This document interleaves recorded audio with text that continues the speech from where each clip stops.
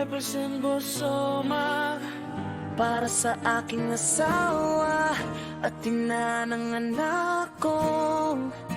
Si Kenan nyo para sa'yo to, ni Daisy ang son ko.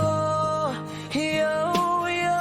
Bebe, yung lang sa lahat, masamabat ako sa ating itaas na. Tayo'y pinagtagpo sa kabila ng ating pinagdaanan. Ating nalampasan sa hirap at ginhawa, sa sakit na daraka kahit maraming ayaw sa ating relasyon. Pinatunayan natin kung gaano tayo katatag hanggang mabao, at nakutunan tayong tinanggap sa mga taong ayaw sa atin noon. Naging masaya din tayo na kasama sila. Yung mga iniisip nila na ako ay nagluloko lang at di ako seryoso sa iyo noon. Pero ngayon, hanggang sa huli ating pagmamahala pa rin ang nanaigat. Ngayon wala na silang masabi sa ating relasyon dahil sa kanilang haka noon. Tayo ay namayagpag at masayang naiahon ang lahat kasalungat ng kanilang iisip. Sa tayo pa'y nagsimula sa ating relasyon. Sobrang sarap isipan sa kabila ng